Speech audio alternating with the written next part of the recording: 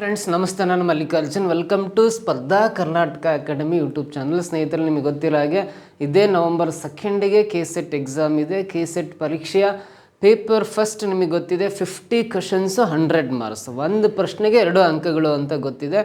So ಅದರಲ್ಲಿ especially ಆ 50 ಕ್ವಶನ್ಸಲ್ಲಿ ನಿಮಗೆ ಈ ಆಪ್ಟಿಟ್ಯೂಡು ಮತ್ತು ರೀಸನಿಂಗು ಮತ್ತು ಈ ಡಾಟಾ ಇಂಟರ್ಪ್ರಿಟೇಷನ್ ಸೇರಿಬಿಟ್ಟು ಟೋಟಲಿ ನಿಮಗೆ 15 ಕ್ವಶನ್ಸ್ ಇರ್ತವೆ. 15 ಪ್ರಶ್ನೆಗಳು ಬರ್ತವೆ, 30 ಮಾರ್ಕ್ಸ್ ಇರುತ್ತೆ.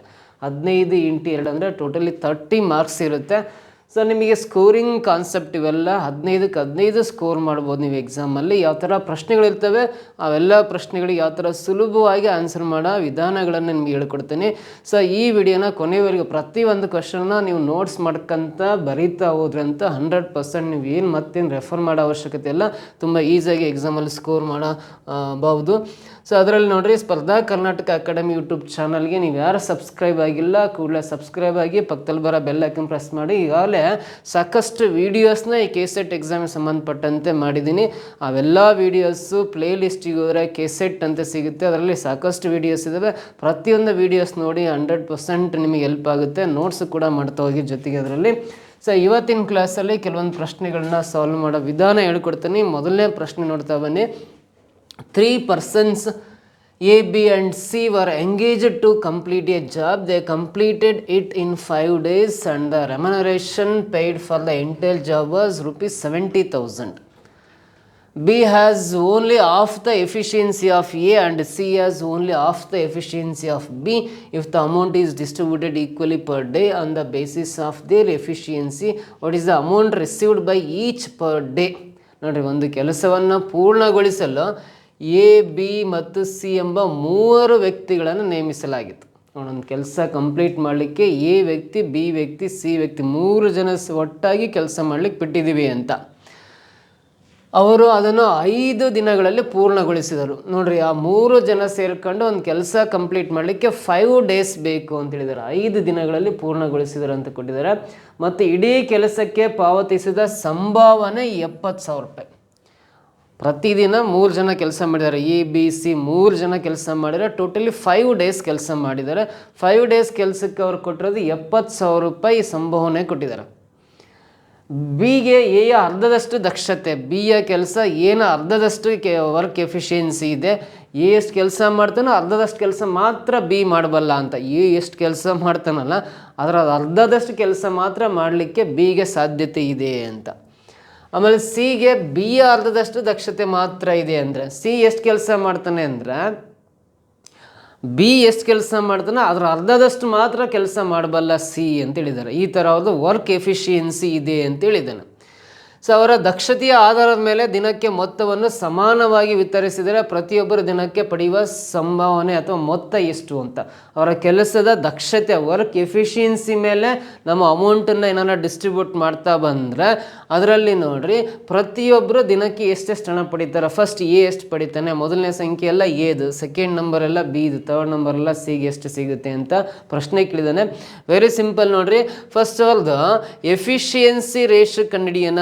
ಎ, ಬಿ ಮತ್ತು ಸಿ 3 ಜನದ್ದು ಎಫಿಷಿಯನ್ಸಿ ರೇಷಿಯೋ ಕಂಡುಹಿಡಿಯೋದಾದ್ರೆ ನೋಡ್ರಿ, ಬಿಗೆ ಎಯ ಅರ್ಧದಷ್ಟು ದಕ್ಷತೆ ಮಾತ್ರ ಹೊಂದಿದ್ದಾನೆ ಅಂತ ಕೊಟ್ಟಿದ್ದಾರೆ. ಅಂದರೆ ನಾನು ಇಲ್ಲಿ ಏನು ಮಾಡ್ತೀನಿ ಅಂದರೆ, ನಮಗೆ ಸಿಂಪಲ್ ಆಗಲಿ ಅಂದರೆ ಎ ಒಂದು ದಿನಕ್ಕೆ ಒಂದು 4 ಭಾಗದಷ್ಟು ಕೆಲಸ ಮಾಡ್ತಾನೆ ಅಂತ ಅಸಂಪ್ಷನ್ ಮಾಡ್ತೀನಿ. ಎ ಒಂದು ದಿನಕ್ಕೆ 4 ಭಾಗದಷ್ಟು. ನೋಡ್ರಿ, ಒಂದು ಸರ್ಕಲ್ ಇದೆ ಅಂದರೆ ಇದು 4 ಸಮಭಾಗ ಮಾಡ್ಬೋದಲ್ಲ. ಎ ಒಂದು ದಿನಕ್ಕೆ 4 ಭಾಗದಷ್ಟು ಕೆಲಸ ಮಾಡ್ತಾನೆ ಅಂತ ತಗೊಳ್ಳೋಣ. ಅಸಂಪ್ಷನ್ ಇದು, ಅಸಂಪ್ಷನ್ ಅಷ್ಟೇ. 4 ಭಾಗ ಆದರೂ ತಗೋಬೋದು, ಒಂದಿನ 2 ಭಾಗ ಆದರೂ ತಗೋಬೋದು, 40 ಭಾಗ ಆದರೂ ತಗೋಬೋದು, 10 ಭಾಗ ತಗೋಬೋದು. ನಮಗೆ ಕ್ಯಾಲ್ಕುಲೇಷನ್ ಈಸಿ ಆಗ ನಂಬರ್ನ ಅಸಂಪ್ಷನ್ ಮಾಡ್ಕೊಳ್ಳೋಣ. ಎ ಒಂದು ದಿನಕ್ಕೆ 4 ಭಾಗದಷ್ಟು ಕೆಲಸ ಮಾಡ್ತಾನೆ ಅಂದರೆ ಎ ಎಷ್ಟು ಕೆಲಸ ಮಾಡ್ತಾನೆ ಅದ್ರ ಅರ್ಧದಷ್ಟು ಬಿ ಕೆಲಸ ಮಾಡ್ತಾನೆ ಅಂತ ಕೊಟ್ಟಿದ್ದಾನೆ. ಬಿಗೆ ಎಯ ಅರ್ಧದಷ್ಟು, ಎ 4 ಭಾಗದಷ್ಟು ಕೆಲಸ ಮಾಡ್ತಾನೆ ಅಂದರೆ ಬಿ ಅರ್ಧದಷ್ಟು ಅಂದರೆ 2 ಭಾಗದಷ್ಟು ಕೆಲಸ ಮಾತ್ರ ಮಾಡ್ತಾನೆ ಅಂತ ಅರ್ಥ. ಆಮೇಲೆ ಸಿಗೆ ಬಿಯ ಅರ್ಧದಷ್ಟು ದಕ್ಷತೆ ಮಾತ್ರ ಅಂದರೆ ಸಿ ಏನನ್ನು ಬಿ ಎಷ್ಟು ಕೆಲಸ ಮಾಡ್ತಾನೆ ಅದರ ಅರ್ಧದಷ್ಟು, ಬಿ 2 ಭಾಗದಷ್ಟು ಕೆಲಸ ಮಾಡ್ತಾನೆ ಅಂದರೆ ಸಿ ಅದರ ಅರ್ಧ ಅಂದರೆ 1 ಭಾಗದಷ್ಟು ಮಾತ್ರ ಕೆಲಸ ಮಾಡ್ತಾನೆ ಅಂತ. ಸೊ ಇದು 4:2:1 ಅನ್ನೋದು ಆ 3 ಜನರ ಎಫಿಷಿಯನ್ಸಿ ರೇಷು, ವರ್ಕ್ ಎಫಿಷಿಯನ್ಸಿ ರೇಷು, ಕೆಲಸದ ದಕ್ಷತೆಯ ಅನುಪಾತ ಅಂತ ಕರಿತೀವಿ. 4:2:1 ಈ ರೇಷು ಪ್ರಕಾರ ಇಲ್ಲಿ ಬಂದಿರೋ ಅಮೌಂಟನ್ನು ಡಿಸ್ಟ್ರಿಬ್ಯೂಟ್ ಮಾಡಬೇಕು. ಟೋಟಲಿ 70,000 ರೂಪಾಯಿ ಏನು ಅಮೌಂಟ್ ಇದೆಯಲ್ಲ, ಇದು 5 ಡೇಸ್ಗೆ 70,000. 5 ದಿನಕ್ಕೆ 70,000 ಅಂದರೆ 1 ದಿನಕ್ಕೆ ಎಷ್ಟು ಸಿಗುತ್ತೆ ಆ 3 ಜನಕ್ಕೆ ಸೇರಿ ಅಂತ ಕಂಡುಹಿಡಿಬೇಕಂದ್ರೆ 70,000ನ 5ರಿಂದ ಡಿವೈಡ್ ಮಾಡಿದ್ರೆ ಎಷ್ಟು ಬರುತ್ತೆ ಅಂದರೆ 14,000 ಬರುತ್ತೆ. 14,000 ಬರುತ್ತೆ. 70,000ನ 5ರಿಂದ ಡಿವೈಡ್ ಮಾಡಿದ್ರೆ 14,000 ಬರುತ್ತೆ. 14 ಬರೀತೀನಿ. ಸೊ ಹಾಗಾದರೆ ನೋಡ್ರಿ, ಈ ಎಗೆ ಎಷ್ಟು ಸಿಗುತ್ತೆ 1 ದಿನಕ್ಕೆ, ಬಿಗೆ ಎಷ್ಟು ಸಿಗುತ್ತೆ, ಸಿಗೆ ಎಷ್ಟು ಸಿಗುತ್ತೆ, ಒಂದೊಂದು ದಿನಕ್ಕೆ ಎಷ್ಟು ಸಿಗುತ್ತೆ ಅಂತ ಕಂಡುಹಿಡಿಬೇಕಾದ್ರೆ 1 ದಿನಕ್ಕೆ 3 ಜನ ಸೇರಿ 14,000 ಪಡಿತಾರೆ. ಎ ಬಿ ಸಿ 3 ಜನ ಸೇರ್ಕೊಂಡು 1 ದಿನಕ್ಕೆ ಎಷ್ಟು ಸಿಗುತ್ತೆ 14,000 ಸಿಗುತ್ತೆ. ಅದರಲ್ಲಿ ಎಗೆಷ್ಟು, ಬಿಗೆಷ್ಟು, ಸಿಗೆಷ್ಟು ಅಂತ ಕಂಡುಹಿಡಿಬೇಕಂದ್ರೆ ಈ 3 ಜನದ ವರ್ಕ್ ಎಫಿಷಿಯನ್ಸಿ ರೇಷನ್ನ ಅಡಿಷನ್ ಮಾಡಿರಿ. 4 + 2 6, 6 + 1 7 ಆಗುತ್ತಲ್ಲ. ಈ 14,000ನ 7ರಿಂದ ಭಾಗಿಸೋಣ. ಸೊ 7 2 14, 3 0 ಪಕ್ಕ ಬರಿತೀನಿ, 3 0. ಸೊ ಇವಾಗ 2,000 ಬಂತಲ್ಲ, 2,008 ಇಲ್ಲಿ ಏನ ದಕ್ಷತೆಯ ಅನುಪಾತ 4 ಇದೆಯಲ್ಲ, 4ರಿಂದ ಗುಣಿಸ್ರಿ, 2 4 8, ಹೇಗೆ 8,000 ರೂಪಾಯಿ ಸಿಗುತ್ತೆ ಅಂತ. ಇದೇ 2,000 ರೂಪಾಯಿ ಬರ್ಕೊಂಡು ಬಿನ ಎಫಿಷಿಯನ್ಸಿ ರೇಷು 2 ಇದೆಯಲ್ಲ, ಅಲ್ಲಿ 2ರಿಂದ ಗುಣಾಕಾರ ಮಾಡಿರಿ. 2,000 × 2 ಅಂದರೆ 4,000 ರೂಪಾಯಿ ಸಿಗುತ್ತೆ. ಇದೇ 2,000 × 1 ಬರ್ಕೊಳ್ರಿ, ಸಿನ ಅಮೌಂಟ್ ಸಿಗುತ್ತೆ. ಸಿನ ರೇಷು 1 ಇದೆ ಅಂದರೆ 2,000 ಸಿಗುತ್ತೆ. ಟೋಟಲ್ ನೋಡ್ರಿ, 8 + 4 12, 12 + 2 ಅಂದರೆ 14,000 ಕರೆಕ್ಟ್ ಆಗುತ್ತೆ. 8,000, 4,000, 2,000 ಅಂತ ಯಾವ ಆಪ್ಷನಲ್ಲಿದೆ ನೋಡ್ರಿ, ಅದೇ ರೈಟ್ ಆನ್ಸರ್ ಆಗುತ್ತೆ. 8,000, 4,000, 2,000 ಅಂತ ನೋಡ್ರಿ, ಆಪ್ಷನ್ ಸಿ ನಲ್ಲಿದೆ. This is the right answer. ಕ್ಲಿಯರಾ? ಅರ್ಥ ಆಯ್ತಾ? ಈ ರೀತಿ ಈ ಪ್ರಶ್ನೆಯನ್ನು ಆನ್ಸರ್ ಮಾಡ್ಬೋದು. ಓಕೆನಾ? ಕ್ವಶನ್ನು, ಆಪ್ಷನ್ನು, ಸೊಲ್ಯೂಷನ್ನು ಬರಿತಾ ಹೋಗ್ರೆ ನೋಟ್ಬುಕ್ಕಲ್ಲಿ. ಹಾಗಾದರೆ ನಿಮಗೆ ಮೆಮೊರಿಯಲ್ಲಿ ಇರುತ್ತೆ. ಪ್ರಾಕ್ಟೀಸ್ ಮಾಡ್ತಾ ಇದನ್ನು ಕಲಿತಾ ಹೋಗ್ಬೇಕು ಈ ಸಬ್ಜೆಕ್ಟನ್ನು. ನೆಕ್ಸ್ಟ್ ಪ್ರಶ್ನೆ ಟ್ರೈ ಮಾಡಿರಿ. A manuscript of 7,950 words was distributed to 2 typists A and B with a typing speed of 15 words per minute and 20 words per minute respectively. Typist A stops the work exactly after 1 hour 30 minutes. If so, how much time is required for typist B to finish the remaining work? ನೋಡ್ರಿ, 7,950 ಪದಗಳ ಹಸ್ತಪ್ರತಿಯನ್ನು ಕ್ರಮವಾಗಿ 15 ಪದಗಳು ಪ್ರತಿ ನಿಮಿಷಕ್ಕೆ ಮತ್ತು 20 ಪದಗಳು ಪ್ರತಿ ನಿಮಿಷಕ್ಕೆ ಟೈಪಿಂಗ್ ವೇಗದೊಂದಿಗೆ ಇಬ್ಬರು ಟೈಪಿಸ್ಟ್ಗಳಾದ ಎ ಮತ್ತು ಬಿಗೆ ವಿತರಿಸಲಾಯಿತು. ಟೈಪಿಸ್ಟ್ ಎ 1 ಗಂಟೆ 30 ನಿಮಿಷಗಳ ನಂತರ ಕೆಲಸವನ್ನು ನಿಲ್ಲಿಸುತ್ತಾರೆ ಅಂತಿದೆ. ಹಾಗಿದ್ದಲ್ಲಿ ಉಳಿದ ಕೆಲಸವನ್ನು ಮುಗಿಸಲು ಟೈಪಿಸ್ಟ್ ಬಿಗೆ ಎಷ್ಟು ಸಮಯ ಬೇಕಾಗುತ್ತದೆ ಅಂತ ಕ್ವಶನ್ ಕೇಳಿದ್ದಾರೆ. ಉಳಿದ ಕೆಲಸ ಮುಗಿಸ್ಲಿಕ್ಕೆ ಎಷ್ಟು ಸಮಯ ಬೇಕಾಗುತ್ತೆ ಅಂತ ಕೇಳಿದ್ದಾರೆ. ಸೊ ನೋಡ್ರಿ, ಎ ಟೈಪಿಸ್ಟು 1 ನಿಮಿಷಕ್ಕೆ 15 ಪದಗಳನ್ನು ಟೈಪ್ ಮಾಡ್ತಾನೆ ಅಂತ. ಬಿ ಟೈಪಿಸ್ಟು 1 ನಿಮಿಷಕ್ಕೆ 20 ಪದಗಳನ್ನು ಟೈಪ್ ಮಾಡ್ತಾನೆ. ಅವರಿಬ್ಬರಿಗೂ ಟೈಪಿಂಗ್ ಮಾಡೋಕ್ಕೆ ಕೊಟ್ಟಿರ್ತಾರೆ. ಇಬ್ಬರಿಗೂ ಟೈಪಿಂಗ್ ಮಾಡಿ ಕೊಟ್ಟಾದ್ಮೇಲೆ ಏನನ್ನು 1 ಗಂಟೆ 30 ನಿಮಿಷ ಆದಮೇಲೆ ಕೆಲಸ ನಿಲ್ಲಿಸ್ತಾನೆ. ನೋಡ್ರಿ, 7,900 ಪದಗಳ ಹಸ್ತಪ್ರತಿಯನ್ನು ಕ್ರಮವಾಗಿ 15 ಪದಗಳು ಪ್ರತಿ ನಿಮಿಷಕ್ಕೆ ಮತ್ತು 20 ಪದಗಳು ಪ್ರತಿ ನಿಮಿಷಕ್ಕೆ ಟೈಪಿಂಗ್ ವೇಗದೊಂದಿಗೆ ಇಬ್ಬರು ಟೈಪಿಸ್ಟ್ಗಳಾದ ಎ ಮತ್ತು ಬಿಗೆ ವಿತರಿಸಲಾಯಿತು. ಇಬ್ಬರು ಟೈಪಿಸ್ಟ್ ಎ ಮತ್ತು ಬಿಗೆ 7,950 ಪದಗಳು ಇರ್ತಕ್ಕಂಥ ಒಂದು ಹಸ್ತಪ್ರತಿಯನ್ನು ಕೊಡ್ತಾರೆ ಇಬ್ಬರು ಟೈಪಿಸ್ಟ್ಗಳಿಗೆ. ಅದರಲ್ಲಿ ಎ 1 ಗಂಟೆ 30 ನಿಮಿಷ ಆದಮೇಲೆ ಟೈಪ್ ಮಾಡೋದು ನಿಲ್ಲಿಸ್ತಾನೆ. ಉಳಿದಿರೋದನ್ನೆಲ್ಲ ಬಿ ಟೈಪ್ ಮಾಡ್ತಾನೆ. ಸೊ ಉಳಿದಿರೋ ಟೈಪ್ ಮಾಡಲಿಕ್ಕೆ ಬಿಗೆ ಎಷ್ಟು ಸಮಯ ಬೇಕಾಗುತ್ತೆ, ಟೈಮ್ ಬೇಕಾಗುತ್ತೆ ಅಂತ ಪ್ರಶ್ನೆ ಕೇಳಿದ್ದಾರೆ.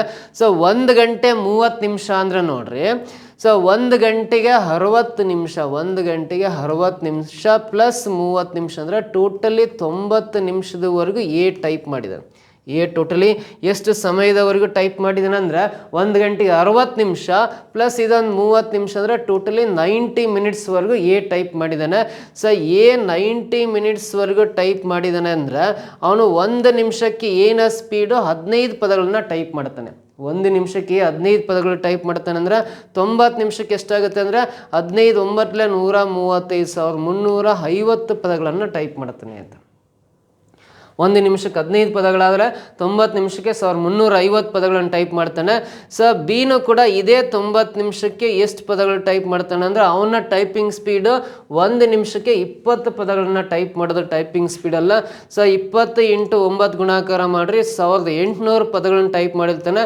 1 ಗಂಟೆ 30 ನಿಮಿಷಕ್ಕೆ ಇಬ್ಬರು ಸೇರಿ ಟೋಟಲ್ ಎಷ್ಟು ಪದಗಳನ್ನು ಟೈಪ್ ಮಾಡಿದ್ದಾರೆ ಅಂತ ನಾವು ಅಡಿಷನ್ ಮಾಡೋಣ, ಕೂಡೋಣ. 0, 5, 11, 1, ದಶಕ 1, 3150 ಪದಗಳನ್ನು ಇಬ್ಬರು ಸೇರಿ ಟೈಪ್ ಮಾಡಿರ್ತಾರೆ. ಅದು 1 ಗಂಟೆ 30 ನಿಮಿಷ ಅಂದರೆ 90 ನಿಮಿಷ ಆಗುತ್ತೆ. ಟೋಟಲಿ ಪದಗಳಿರೋದು 7950 ಇದೆಯಲ್ಲ, ಆ 7950ರಲ್ಲಿ 3150 ಪದಗಳನ್ನು 1 ಗಂಟೆ 30 ನಿಮಿಷಕ್ಕೆ ಇಬ್ಬರು ಸೇರಿ ಟೋಟಲ್ ಟೈಪ್ ಮಾಡಿರೋದು. ಇಲ್ಲಿ 0, 0, 9 1 ಕಳೆದ್ರೆ 8, 7 3 ಕಳೆದ್ರೆ 4, ಇನ್ನು ಉಳಿದಿರೋ ಪದಗಳು ಎಷ್ಟಂದ್ರೆ 4800 ಪದಗಳು ಉಳಿದಿರ್ತವೆ. 1 ಗಂಟೆ 30 ನಿಮಿಷ ಆದಮೇಲೆ ಟೈಪಿಂಗ್ ಮಾಡೋದು ನಿಲ್ಲಿಸ್ತಾನೆ. ಇನ್ನು ಉಳಿದಿರೋ 4800 ಪದಗಳನ್ನು ಟೈಪ್ ಮಾಡ್ತಾನೆ. ಉಳಿದಿರೋ ಪದಗಳನ್ನು ಟೈಪ್ ಮಾಡಲಿಕ್ಕೆ ಎಷ್ಟು ಸಮಯ ಬೇಕು ಅಂತ ಕೇಳಿದರೆ, ಬಿನ ಎಫಿಷಿಯನ್ಸಿ ಏನಿದೆ ಅಂದರೆ 1 ನಿಮಿಷಕ್ಕೆ 20 ಪದಗಳನ್ನು ಟೈಪ್ ಮಾಡ್ತಾನಲ್ಲ. 20ರಿಂದ ಇದನ್ನು ಡಿವೈಡ್ ಮಾಡಿರಿ, 0, 0 ಕ್ಯಾನ್ಸಲ್ ಆಗುತ್ತೆ. 7ರಿಂದ 480 ಡಿವೈಡ್ ಮಾಡಿದ್ದೀವಿ ಅಂದರೆ ಎಷ್ಟು ಬರುತ್ತೆ ಅಂದರೆ 480ಗೆ ಅರ್ಧ ಅಂದರೆ 240 ನಿಮಿಷ ಬೇಕಾಗುತ್ತೆ. 240 ಮಿನಿಟ್ಸ್ ಬೇಕಾಗುತ್ತೆ. ಉಳಿದಿರೋ 4800 ಪದಗಳನ್ನ ಟೈಪ್ ಮಾಡಲಿಕ್ಕೆ 480 ಡಿವೈಡ್ ಬೈ 2 ಅಂದರೆ 480ರಲ್ಲಿ 2 ಅಂದರೆ ಡಿವೈಡ್ ಬೈ 2 ಅಂದರೆ ಅರ್ಧ ಅಂತ. 480ರಲ್ಲಿ ಹಾಫ್ ಅಂದರೆ 240 ಮಿನಿಟ್ಸ್ ಬೇಕಾಗುತ್ತೆ. 240 ನಿಮಿಷ.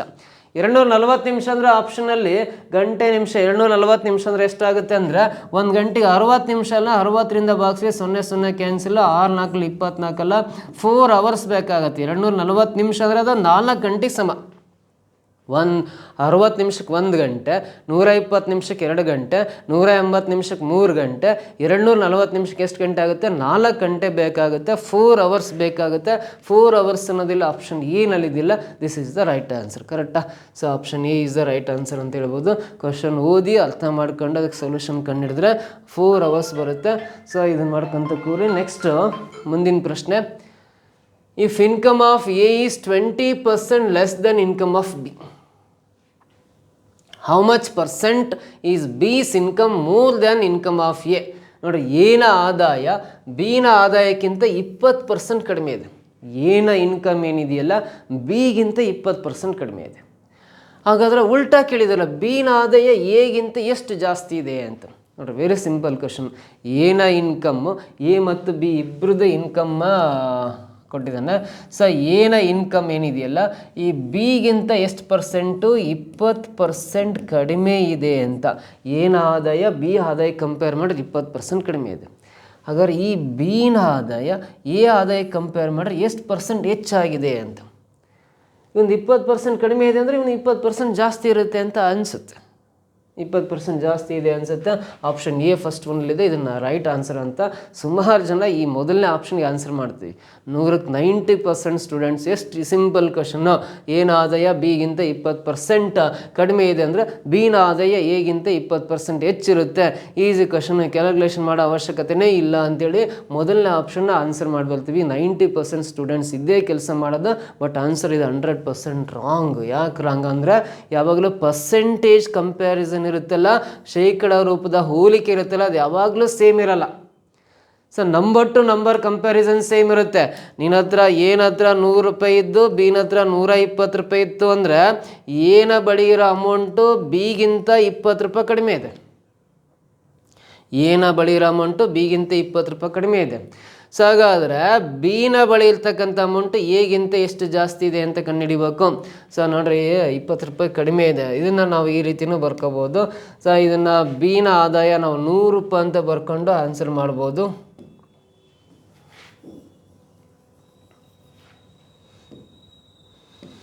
ನೋಡ್ರಿ, ಬಿನ ಹತ್ರ 100 ರೂಪಾಯಿ ಇದೆ ಅಂದರೆ ಏನ ಹತ್ರ 80 ರೂಪಾಯಿ ಇದೆ. ಅವಾಗ ಏನು ಹೇಳ್ತೀವಿ? ಏನ ಇನ್ಕಮ್ ಬಿಗಿಂತ 20 ರೂಪಾಯಿ ಕಡಿಮೆ ಇದೆ ಅಂತ ಹೇಳ್ತೀವಿ. ಅದೇ ಬಿನ ಬಳಿ ಇರೋ ಅಮೌಂಟ್ ಎಗಿಂತ 20 ರೂಪಾಯಿ ಜಾಸ್ತಿ ಇದೆ ಅಂತ ಹೇಳ್ತೀವಿ. ಇಲ್ಲಿ ನಂಬರ್ ಟು ನಂಬರ್ ಕಂಪ್ಯಾರಿಸನ್ ಯಾವಾಗಲೂ ಸೇಮ್ ಇರುತ್ತೆ. Number two number comparison same ಇರುತ್ತೆ. ಸೊ ಅದರ ಪರ್ಸೆಂಟೇಜ್ ಕಂಪ್ಯಾರಿಸನ್ ನೋಡೋಣ.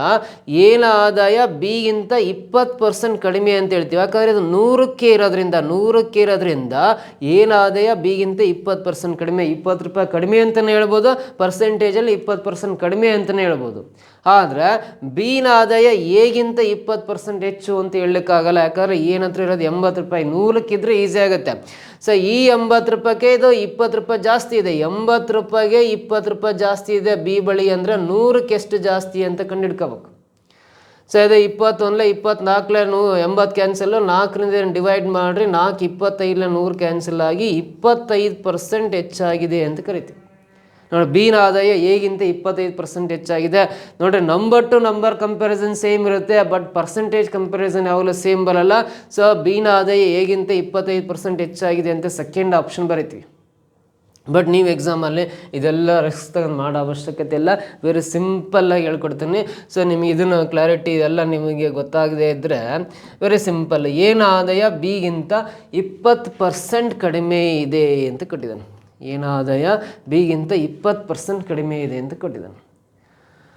ಸೊ ಹಾಗಾದರೆ ಬಿನ ಆದಾಯ ಎಗಿಂತ ಎಷ್ಟು ಪರ್ಸೆಂಟ್ ಜಾಸ್ತಿ ಇದೆ ಅಂತ ಕಂಡುಹಿಡಿಬೇಕಂದ್ರೆ ಈ 20%ನ ನಾವು ಭಿನ್ನರಾಶಿ ರೂಪದಲ್ಲಿ 1/5 ಅಂತ ಬರಿತೀವಿ. 1/5 ಅಂತ ಬರಿತೀವಿ. 20%ನ್ನು ಭಿನ್ನರಾಶಿ ರೂಪದಲ್ಲಿ 1/5 ಅಂತ ಬರಿಬೋದು. ಹೆಂಗಾಗುತ್ತೆ ಅದು 1/20% ಅಂದರೆ ಅದನ್ನ 20/100 ಆಗಿರುತ್ತೆ. 21 25 100 ಕ್ಯಾನ್ಸಲ್ ಆಗಿ 1/5 ಬರುತ್ತೆ. 20%ನ್ನು ಭಿನ್ನರಾಶಿಯಲ್ಲಿ 1/5 ಬರ್ಕೋಬೇಕು. ಸೊ ಹಾಗಾದ್ರೆ ಬಿನ ಆದಾಯ ಹೇಗಿಂತ ಎಷ್ಟು ಪರ್ಸೆಂಟ್ ಜಾಸ್ತಿ ಇದೆ ಅಂತ ಕಂಡುಹಿಡಿಬೇಕಂದ್ರೆ ಈ ಮೇಲಿರೋ ಅಂಶ ನ್ಯೂಮರೇಟರ್ 1ನ ಹಾಗೆ ಬರ್ಕೊಂಡು ಸೊ ಕೆಳಗಡೆ ಏನು ಮಾಡಬೇಕಂದ್ರೆ ಎಷ್ಟು ಪರ್ಸೆಂಟ್ ಹೆಚ್ಚಾಗಿದೆ ಅಂತ ಕಂಡುಹಿಡಿಬೇಕು ಅಂದರೆ ಇವೆರಡನ್ನ ಮೈನಸ್ ಮಾಡಿ ಬರಿಬೇಕು. ಈ 5ಅಲ್ಲಿ 1 ಮೈನಸ್ ಮಾಡಿರಿ 4 ಬರುತ್ತೆ. ಇದನ್ನು ಪರ್ಸೆಂಟೇಜಿಗೆ ಕನ್ವರ್ಟ್ ಮಾಡ್ಬೇಕು. 1/4 ಅಂದರೆ ಇಂಟು 100 ಹಾಕೋಬೇಕು. 4ರಿಂದ ಡಿವೈಡ್ ಮಾಡಿರಿ, 4 2 8, ಇನ್ನೆರಡು ಉಳಿಯುತ್ತೆ, 4 20 ಕ್ಯಾನ್ಸಲ್ ಆದರೆ 25 ಇಂಟು 1 ಅಂದರೆ 25% ಬರುತ್ತೆ. ಬಿನ ಆದಾಯ ಹೇಗಿಂತ 25% ಹೆಚ್ಚಾಗಿರುತ್ತೆ. ಆಪ್ಷನ್ ಸೆಕೆಂಡ್ ಒನ್ನಲ್ಲಿದೆಯಲ್ಲ, ದಿಸ್ ಇಸ್ ದ ಆನ್ಸರ್. ಕ್ಲಿಯರಾ? ನೆಕ್ಸ್ಟ್ ಕ್ವೆಶನ್ ಟ್ರೈ ಮಾಡ್ತಾ ಬರೋಣ. ಮುಂದಿನ ಪ್ರಶ್ನೆ ನೋಡಿ, 4th question. 3/7 part of a bucket can be filled in 1 minute. Rest part of the bucket can be filled in ಅಂತ ಇದೆ. ನೋಡಿ, ಒಂದು ಬಕೆಟ್ನ 7ನೇ 3 ಭಾಗವು 1 ನಿಮಿಷದಲ್ಲಿ ತುಂಬುತ್ತದೆ. ಒಂದು ಬಕೆಟ್ನ 7/3 ಅಂದರೆ 7ನೇ 3 ಭಾಗ ಅಥವಾ 3/7 part ಅಂತ ಇಂಗ್ಲೀಷಲ್ಲಿ ಕರಿತೀವಿ. ಕನ್ನಡದಲ್ಲಿ 7ನೇ 3 ಭಾಗ ತುಂಬಲಿಕ್ಕೆ 1 ನಿಮಿಷ ಬೇಕಾಗುತ್ತೆ. ಹಾಗಾದರೆ ಬಕೆಟ್ನ ಉಳಿದ ಭಾಗ ತುಂಬಲಿಕ್ಕೆ ಎಷ್ಟು ಸಮಯ ಬೇಕು ಅಂತ ಕ್ವಶನ್ ಕೇಳಿದ್ದಾನೆ. ಸೊ ಇನ್ನೂ ನಿಮಗೆ ಕ್ಲಾರಿಟಿ ಬೇಕಂದ್ರೆ ಒಂದು ಬಕೆಟ್ ನೀವು ಬೇಕಾದ್ರೆ ಡಯಾಗ್ರಾಮ್ ಮೂಲಕನೇ ಹಾಕೊಂಡು ತೋರಿಸ್ಬಿಡೋಣ. ಒಂದು ಬಕೆಟನ್ನು 7ನೇ 3 ಭಾಗ ಅಂತ ಕೊಟ್ಟಿದ್ದಾನೆ ಅಂದರೆ ಇಲ್ಲಿ ಡಿನಾಮಿನೇಟರ್ ಛೇದ ಅಂತ ಕರಿತೀವಲ್ಲ, ಈ ಡಿನಾಮಿನೇಟರಲ್ಲಿ 7 ಇದೆ. ಅಂದರೆ ಆ ಬಕೆಟ್ನ 7 ಸಮಭಾಗ ಮಾಡ್ಕೋಬೇಕು. ಸೊ ನಾವು ಒಂದು ಪೇಂಟ್ ತಗೊಂಡು ಮಾರ್ಕ್ ಮಾಡ್ತಾವ್ರು, 1 ಭಾಗ 2 ಭಾಗ 3 ಭಾಗ 4 ಭಾಗ 5 ಭಾಗ 6 ಭಾಗ 7 ಭಾಗ ಆಗುತ್ತೆ. ನೋಡ್ರಿ, ಈ ಥರ 7 ಭಾಗಗಳು ಮಾಡ್ಕೊಂಡ್ರೆ ಒಂದು ಬಕೆಟ್ನ 7 ಭಾಗ. ಸೊ ಇದು 1 2 3 ಆಮೇಲೆ 4 5 6 ಹಿಂಗೆ 7 ಭಾಗ ಮಾಡ್ಕೊಂಡಿದ್ದೀವಿ ಅಂತ ಹೇಳೋಣ. ಸೊ ಒಂದು ಬಕೆಟ್ನ 7 ಸಮಭಾಗ ಮಾಡಿದ್ದೀವಿ ಅಂದ್ರೆ ಅದರಲ್ಲಿ 3 ಭಾಗದಷ್ಟು ತುಂಬಲಿಕ್ಕೆ 3 ಭಾಗದಷ್ಟು ಇದು ತುಂಬಿದೆ. ಸೊ ಇದು ತುಂಬಿದೆ 3 ಭಾಗದಷ್ಟು, ಫಸ್ಟ್ 3 ಪಾರ್ಟ್ಸ್, 3 ಭಾಗದಷ್ಟು ತುಂಬಲಿಕ್ಕೆ ಸೊ ಎಷ್ಟು ಟೈಮ್ ಬೇಕು ಅಂದರೆ 1 ನಿಮಿಷ ಬೇಕು ಅಂತ. 1 ನಿಮಿಷ ಅಂದರೆ 60 ಸೆಕೆಂಡ್ ಬೇಕು ಅಂತ ಅರ್ಥ. 1 ನಿಮಿಷ ಅಂದರೆ ಎಷ್ಟು ಸೆಕೆಂಡು? 60 ಸೆಕೆಂಡು. ಈ 3 ಭಾಗದಷ್ಟು ನೀರು ತುಂಬಿಸ್ಲಿಕ್ಕೆ 60 ಸೆಕೆಂಡ್ ಬೇಕಂದ್ರೆ ಪ್ರತಿಯೊಂದು ಭಾಗಕ್ಕೆ 20 ಸೆಕೆಂಡ್ ಅಂತ ಅರ್ಥ. 3 ಸಮಭಾಗ, ಒಟ್ಟು 7 ಸಮಭಾಗನೇ ಇದಾವೆ ಅಂದ್ರೆ 3 ಭಾಗಕ್ಕೆ 1 ನಿಮಿಷ ಅಂದರೆ 60 ಸೆಕೆಂಡ್ ಆಗುತ್ತೆ. 60 ಸೆಕೆಂಡಿಗೆ 3 ಭಾಗ ತುಂಬುತ್ತಂದ್ರೆ ಪ್ರತಿಯೊಂದು ಭಾಗಕ್ಕೆ 20 ಸೆಕೆಂಡ್ 40 ಸೆಕೆಂಡ್ 60 ಸೆಕೆಂಡ್ ಕರೆಕ್ಟ್ ಆಗುತ್ತೆ. ಒಂದೊಂದು ಭಾಗಕ್ಕೆ 20 ನಿಮಿಷ ಬೇಕು ಅಂತ. ಉಳಿದಿರೋದು ನೋಡ್ರಿ, ಈ ಭಾಗ ತುಂಬಲಿಕ್ಕೆ 20 ನಿಮಿಷ ಬೇಕು, ಇದಕ್ಕೆ 20 ನಿಮಿಷ ಬೇಕು, ಇದಕ್ಕೆ 20 ನಿಮಿಷ ಬೇಕು, ಇದಕ್ಕೆ 20 ನಿಮಿಷ ಬೇಕಂದ್ರೆ ಉಳಿದಿರೋ ಭಾಗ ತುಂಬಲಿಕ್ಕೆ 20 40 60 80 ಸೆಕೆಂಡ್ ಬೇಕಾಗುತ್ತೆ. ಉಳಿದಿರೋ ಬಕೆಟ್ನ ಭಾಗ ತುಂಬಲಿಕ್ಕೆ ಇನ್ನು 80 ಸೆಕೆಂಡ್ ಬೇಕಾಗುತ್ತೆ. ಸೊ ಈ 80 ಸೆಕೆಂಡನ್ನ ನಾವು ಮಿನಿಟ್ಸಲ್ಲಿ ಹೇಳ್ಬೇಕು, ಯಾಕಂದ್ರೆ ಇಲ್ಲಿ ಮಿನಿಟ್ ಅಂತ ಇದೆ, ಇದು ಮಿನಿಟ್, ಇದು ಮಿನಿಟ್ಸಲ್ಲಿ ಹೇಳ್ಬೇಕು ಅಂದ್ರೆ ಸೊ ಇದನ್ನು 80 ಸೆಕೆಂಡನ್ನು 60ರಿಂದ ಡಿವೈಡ್ ಮಾಡ್ರೆ 1 ನಿಮಿಷಕ್ಕೆ 60 ಸೆಕೆಂಡ್ ಅಲ್ಲ, 60ರಿಂದ ಡಿವೈಡ್ ಮಾಡ್ರೆ 0 ಕ್ಯಾನ್ಸಲ್, ಇಲ್ಲಿ 2 4 8 2 3 6 ಕ್ಯಾನ್ಸಲ್ ಆಗಿ 4/3 ಮಿನಿಟ್ ಬೇಕಾಗುತ್ತೆ, 4/3 ನಿಮಿಷಕ್ಕೆ ತುಂಬುತ್ತೆ ಅಂತ ಅರ್ಥ. 4/3 ಮಿನಿಟ್ಸ್ ಅಂತ ಇಲ್ಲಿ 4th ಆಪ್ಷನ್ ಇದೆಯಲ್ಲ, this is the right answer ಆಗುತ್ತೆ. ಕ್ಲಿಯರಾ? ಗೊತ್ತಾಯ್ತಾ? ಕ್ವಶನ್ ಆಪ್ಷನ್ ಸೊಲ್ಯೂಷನ್ ಬರ್ಕೊಂಡು ನೀವು ನೆಕ್ಸ್ಟ್ ಕ್ವಶನ್ ಟ್ರೈ ಮಾಡ್ತಾ ಬರ್ಬೋದು. ಮುಂದಿನ ಪ್ರಶ್ನೆ, the number of triangles shown in the figure is ಅಂತ ಇದೆ. ಕೆಳಗಿನ ಚಿತ್ರದಲ್ಲಿರುವ ತ್ರಿಭುಜಗಳ ಸಂಖ್ಯೆ ಎಷ್ಟು ಅಂತ ಇಲ್ಲೊಂದು ಚಿತ್ರ ಕಾಣಿಸ್ತಾ ಇದೆ. ಈ ಡಯಾಗ್ರಾಮಲ್ಲಿ ಟ್ರಯಾಂಗಲ್ಸ್ ಎಷ್ಟಿದಾವೆ, ನಂಬರ್ ಆಫ್ ಟ್ರಯಾಂಗಲ್ಸ್ ಕೌಂಟ್ ಮಾಡಿ ಹೇಳ್ಬೇಕು ನಾವು. ತ್ರಿಭುಜಗಳ ಸಂಖ್ಯೆ ಎಷ್ಟು ಅಂತ ಕೌಂಟ್ ಮಾಡಬೇಕು. ನೋಡಿರಿ, ತ್ರಿಭುಜಗಳ ಸಂಖ್ಯೆ ಕೌಂಟ್ ಮಾಡೋದಾದ್ರೆ ನಾನು ಸಿಂಗಲ್ ಲೆಟರ್ಸಿಂದ ರೆಪ್ರೆಸೆಂಟ್ ಮಾಡೋ ಎ, ಇದು ಬಿ, ಇದು ಸಿ, ಇದು ಡಿ, ಇದು ಇ, ಇದು ಎಫ್ ಅಂತ ಹೆಸರು ಕೊಡ್ತೀನಿ. ಇದು ತ್ರಿಭುಜ ಆಗಲ್ಲ, ಇದು ಎಕ್ಸ್ ಅಂತ ಕೊಡ್ತೀನಿ, ಇದು ವೈ ಅಂತ ಕೊಡ್ತೀನಿ. ಸೊ ಸಿಂಗಲ್ ಲೆಟರ್ಸಿಂದ ರೆಪ್ರೆಸೆಂಟ್ ಮಾಡ್ತಾವ ಅಂದರೆ ಎ ಅನ್ನೋದು ತ್ರಿಭುಜ ಆಗುತ್ತೆ. ಎ ಅಂದರೆ ಇದಿಷ್ಟು ಒಂದು ತ್ರಿಭುಜ ಆಗುತ್ತೆ. ಸೊ ಆಮೇಲೆ ಬಿ ಅನ್ನೋದು ಮತ್ತೊಂದು ತ್ರಿಭುಜ ಆಗುತ್ತೆ. ಬಿ ಅಂದರೆ ಈ ಭಾಗದ ಏನಿದೆಯಲ್ಲ ಇದೊಂದು ತ್ರಿಭುಜ ಆಗುತ್ತೆ. ಆಮೇಲೆ ಸಿ ಅನ್ನೋದು ತ್ರಿಭುಜ ಆಗುತ್ತೆ, ಇದಿಷ್ಟು ಭಾಗ ಸಿ ಆಗುತ್ತಲ್ಲ, ಸಿ ಅನ್ನೋದು ತ್ರಿಭುಜ ಆಗುತ್ತೆ. ಡಿ ಅಂದರೆ ಇದಿಷ್ಟು ಸೇರಿ ಒಂದು ತ್ರಿಭುಜ ಆಗುತ್ತೆ, ಡಿ ಅನ್ನೋದು ಕೂಡ ಟ್ರಯಾಂಗಲ್ ಆಗುತ್ತೆ. ಸೊ ಆಮೇಲೆ ಈ ಕೂಡ ತ್ರಿಭುಜ ಆಗುತ್ತೆ, 1 ಲೈನು 2 ಲೈನು 3 ಲೈನು, ಇದು ಕೂಡ ತ್ರಿಭುಜ ಆಗುತ್ತೆ. ಈ ಅನ್ನೋದು ಈ ಬರೀತಾ ಇದೆ. ಸೊ ಆಮೇಲೆ ಎಫ್ ಇದೆಯಲ್ಲ, ಎಫ್ 1 ಲೈನು 2 ಲೈನು 3 ಲೈನು, ಇದು ಕೂಡ ತ್ರಿಭುಜ ಆಗುತ್ತೆ. ಎಫ್ ಸಿಂಗಲ್ ಲೆಟರ್ಸಿಂದ ಬರೀತಕ್ಕಂಥವು ಇಲ್ಲ 6 ತ್ರಿಭುಜ ಇದಾವೆ. A1 B1 C1 D1 E1 F1.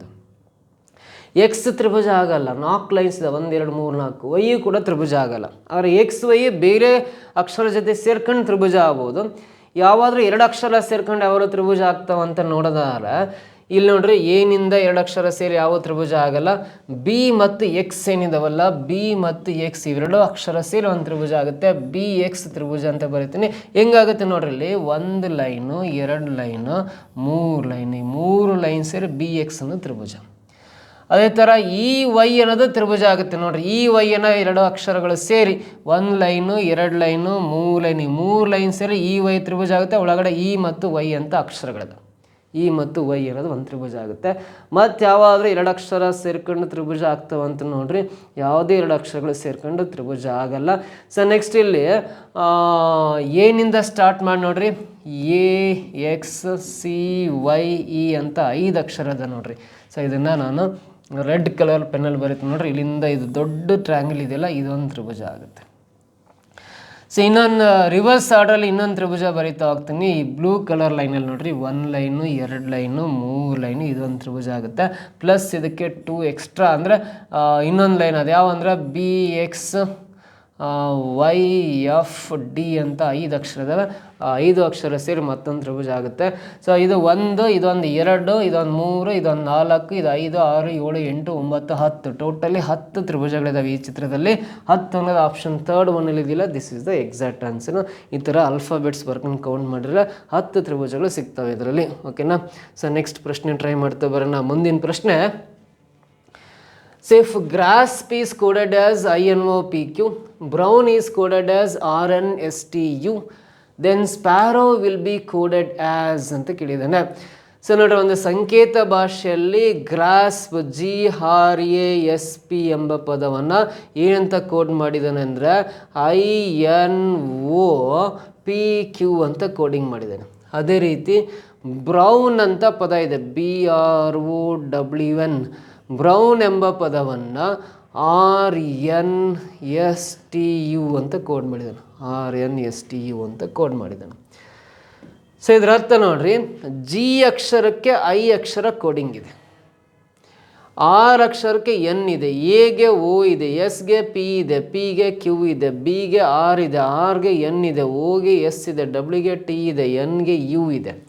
So ಇಲ್ಲಿ ಕೇಳಿರೋದು ಯಾವ ವರ್ಡ್ ಕೇಳಿದ್ದಾನೆ ಅಂದರೆ ಅದೇ ಕೋಡ್ ಲ್ಯಾಂಗ್ವೇಜ್ ಪ್ರಕಾರ ಸ್ಪ್ಯಾರೋ ಕೇಳಿದ್ದಾನೆ. SPARROW. ಇದನ್ನೇ ಯಾವ ರೀತಿ ಕೋಡಿಂಗ್ ಮಾಡ್ಬೋದು ಅಂತ ಕೇಳಿದ್ದಾನೆ ನೋಡ್ರಿ. ಎಸ್ ಅಕ್ಷರಕ್ಕೆ ಬರೀದಾದರೆ ಇಲ್ಲಿ ಎಸ್ ಕೆಳಗಡೆ ಪಿ ಇದೆ ಅಂದರೆ ಇಲ್ಲಿ ಎಸ್ಗೆ ಪಿ ಕೋಡಿಂಗ್ ಮಾಡ್ತೀನಿ. ಸೊ ಇಲ್ಲಿ ಪಿ ಅಕ್ಷರಕ್ಕೆ ಬರೀಬೇಕಲ್ಲ, ಪಿ ಕೆಳಗಡೆ ಕ್ಯೂ ಇದೆ ಅಂದರೆ ಇಲ್ಲೂ ಪಿ ಕೆಳಗಡೆ ಕ್ಯೂ ಬರಿತೀನಿ, ಪಿ ಕ್ಯೂ ಆಯಿತು. ಹೇಗೆ ಬರಿಬೇಕಂದ್ರೆ ಇಲ್ಲಿ ಎ ಅಕ್ಷರದ ಕೆಳಗಡೆ ಓ ಇದೆ ಅಂದರೆ ಇಲ್ಲೂ ಓ ಬರಿತೀನಿ, ಪಿ ಕ್ಯೂ ಓ ಅಂತ ಬಂತು. ಸೊ ಇಲ್ಲಿ ಪಿ ಕ್ಯೂ, ಇದು ಪಿ ಕ್ಯೂ ಇಲ್ಲ, ಪಿ ಓ ಇದೆ ಅಂದರೆ ರಾಂಗ್. ಇದು P Q O, P Q O, P Q ಅದ ಉಳಿದವೆಲ್ಲ. ಆರು ಅಕ್ಷರದ ಕೆಳಗಡೆ ಆರ್ಗೆ ಎನ್ ಇದೆ ಅಂದರೆ ಇಲ್ಲೂ ಎನ್ ಬರಿತೀನಿ. ಮತ್ತೊಂದು ಆರ್ ಇದೆ ಅಂದರೆ ಮತ್ತೊಂದು ಸಲ ಎನ್ ಬರಿತೀನಿ. ಓ ಅಕ್ಷರಕ್ಕೆ ನೋಡ್ರಿ ಇಲ್ಲಿ ಓಗೆ ಎಸ್ ಇದೆ ಅಂದರೆ ಎಸ್ ಬರ್ಕೊಂತೀನಿ. ಡಬ್ಲ್ಯೂ ಅಕ್ಷರಕ್ಕೆ ನೋಡ್ರಿ ಇಲ್ಲಿ ಡಬ್ಲ್ಯೂ ಅಕ್ಷರಕ್ಕೆ ಟಿ ಇದೆ ಅಂದರೆ ಇಲ್ಲೂ ಟಿ ಬರಿತೀನಿ. So P Q O N N S T ಬರುತ್ತೆ. P Q O N N S T ಅಂತ ಬರುತ್ತೆ. P Q O N N S T ಅಂತ, P Q O N N S T ಅಂತ first ಆಪ್ಷನಲ್ಲಿದೆ. ಇಲ್ಲಿ N N O T ಇದೆ, ಅದು wrong. ಇಲ್ಲಿ ಎನ್ ಎನ್ ಎಸ್ ಯು ಇದೆ, ಇದು wrong. First option is the right answer. ಕ್ಲಿಯರಾ? ಅರ್ಥ ಆಯ್ತಾ? ಸೊ ಇದಾದಮೇಲೆ ನೆಕ್ಸ್ಟ್ ಮುಂದಿನ ಪ್ರಶ್ನೆ ಬರೋಣ. ಅದಕ್ಕೇನು ಆಲ್ಫಾಬೆಟ್ಸ್ ಅವಶ್ಯಕತೆ ಇಲ್ಲ. ಕೊಟ್ಟಿರುವ ಚಿತ್ರದಲ್ಲಿ ವೃತ್ತವು ಶ್ರೀಮಂತ ಜನರನ್ನು, ನೋಡ್ರಿ, ವೃತ್ತವು ಶ್ರೀಮಂತ ಜನರನ್ನು, ರಿಚ್ ಪೀಪಲನ್ನು ರೆಪ್ರೆಸೆಂಟ್ ಮಾಡುತ್ತೆ. ರಿಚ್ ಪೀಪಲನ್ನು ರೆಪ್ರೆಸೆಂಟ್ ಮಾಡುತ್ತೆ. ಸೊ ನೆಕ್ಸ್ಟ್ ಆಯತವು ಕಷ್ಟಪಟ್ಟು ಕೆಲಸ ಮಾಡುವವರು. ಆಯತ ಅನ್ನೋದಿಲ್ಲ, ಇದು ಕಷ್ಟಪಟ್ಟು ಕೆಲಸ ಮಾಡೋರನ್ನ ರೆಪ್ರೆಸೆಂಟ್ ಮಾಡುತ್ತೆ. ಕಷ್ಟಪಟ್ಟು ಕೆಲಸ ಮಾಡೋರನ್ನು, ಹಾರ್ಡ್ ವರ್ಕಿಂಗ್ ಪೀಪಲನ್ನು ರೆಪ್ರೆಸೆಂಟ್ ಮಾಡುತ್ತೆ. ರೆಕ್ಟ್ಯಾಂಗಲ್ ಏನಿದೆಯಲ್ಲ ಹಾರ್ಡ್ ವರ್ಕಿಂಗ್ ಪೀಪಲ್ನ ರೆಪ್ರೆಸೆಂಟ್ ಮಾಡುತ್ತೆ. ಸೊ ನೆಕ್ಸ್ಟ್ ತ್ರಿಭುಜವು ಗ್ರಾಮೀಣ ಜನರನ್ನು, ಈ ತ್ರಿಭುಜ ಇದೆಯಲ್ಲ ಇದು ಗ್ರಾಮೀಣ ಜನರನ್ನು, ಹಳ್ಳಿ ಜನರನ್ನು ರೆಪ್ರೆಸೆಂಟ್ ಮಾಡುತ್ತೆ. ಸೊ ರೂರಲ್ ಪೀಪಲ್ನ ರೆಪ್ರೆಸೆಂಟ್ ಮಾಡುತ್ತೆ ಇದು ಟ್ರ್ಯಾಂಗಲ್ಲು. ಸೊ ಹಾಗಾದ್ರೆ ಇಲ್ಲಿ ವೃತ್ತ ಆಮೇಲೆ ತ್ರಿಭುಜ ಮತ್ತು ಆಯತ ಗೊತ್ತಾಯ್ತಲ್ಲ. ಪ್ರಶ್ನೆ ಏನು ಕೇಳಿದ್ದಾರೆ ಅಂದರೆ, ಹಾಗಾದರೆ ಯಾವುದು ಗ್ರಾಮೀಣ ಪ್ರದೇಶದ ಕಷ್ಟಪಟ್ಟು ಕೆಲಸ ಮಾಡುವ ಬಡವರನ್ನು ಸೂಚಿಸುತ್ತಿದೆ ಅಂತ ಕೇಳಿದ್ದಾರೆ.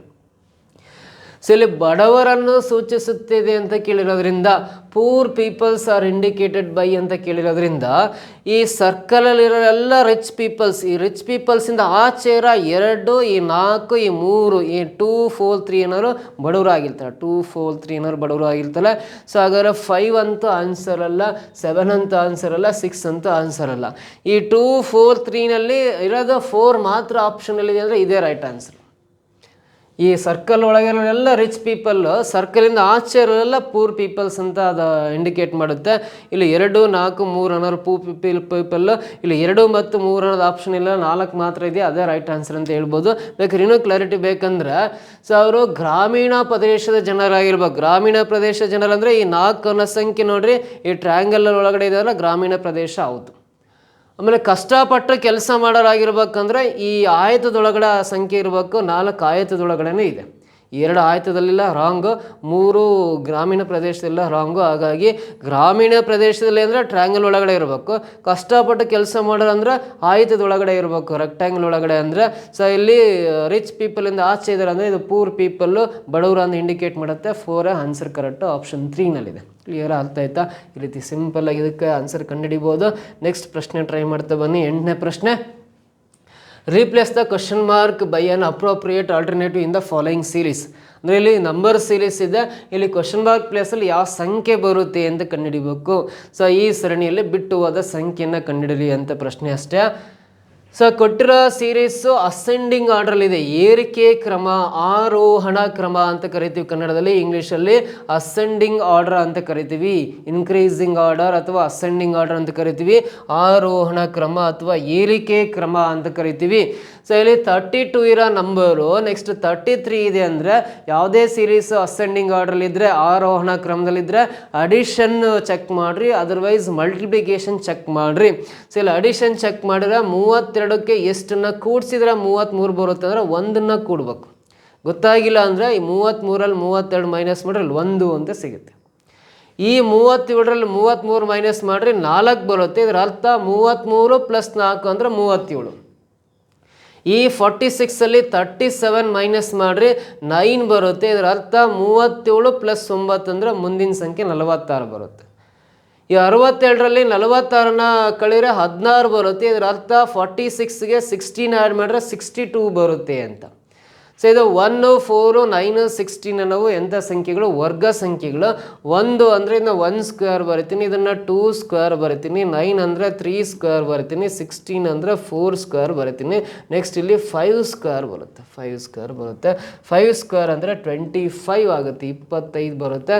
62ಕ್ಕೆ 25ನ ಕೂಡ್ಕೋಬೇಕು.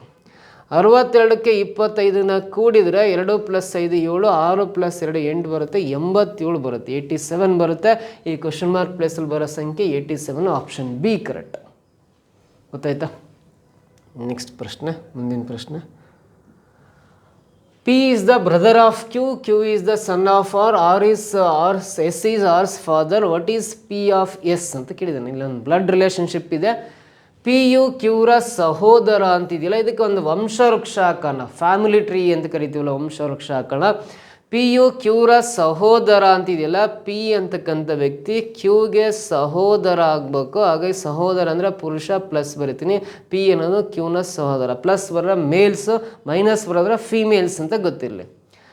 ಕ್ಯೂ ಅನ್ನು ಆರ ಮಗ, ಈ ಕ್ಯೂ ಅನ್ನೋನು ಆರ್ಗೆ ಮಗ ಆಗಬೇಕು ಅಂತೇಳಿದ್ದಾರೆ. ಕ್ಯೂ ಅನ್ನೋನು ಆರ್ಗೆ ಮಗ ಅಂದರೆ ಇವನು ಪುರುಷ, ಪ್ಲಸ್ ಬರಿತೀನಿ. ಆರ್ಗೆ ಇವರಿಬ್ಬರು ಮಕ್ಕಳಾಗ್ತಾರೆ, ಪಿ ಮತ್ತು ಕ್ಯೂ. ಕ್ಯೂ ಅನ್ನೋ ಆರ್ಗೆ ಮಗ ಅಂದಮೇಲೆ ಪಿನೂ ಕೂಡ ಆರ್ಗೆ ಮಗ ಆಗಿರ್ತಾನೆ. ಇವರಿಬ್ಬರು ಸಿಬ್ಲಿಂಗ್ಸ್ ಎಲ್ಲ ಒಡ ಹುಟ್ಟಿದ್ವರಲ್ಲ, ಅದಕ್ಕೋಸ್ಕರ.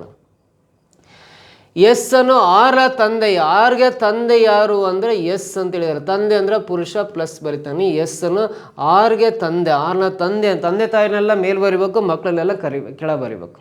ತಂದೆ ಅಂದಮೇಲೆ ಪುರುಷ, ಪ್ಲಸ್ ಬರಿತೀನಿ. ಸೊ ಎಸ್ಗೆ ಪಿ ಏನಾಗಬೇಕು ಅಂತ ಪ್ರಶ್ನೆ ಕೇಳಿದ್ರಲ್ಲಿ, ಎಸ್ಗೆ ಪಿ ಏನಾಗಬೇಕು? ಈ ಎಸ್ನ ಮಗನೋ ಅಥವಾ ಮಗಳು ಆರು ಇರ್ತಾರೆ, ಅಲ್ಲಿ ಏನು ಆರ್ನ ಜೆಂಡರ್ ಡಿಫೈನ್ ಆಗಿಲ್ಲ ಪ್ರಶ್ನೆಯಲ್ಲಿ.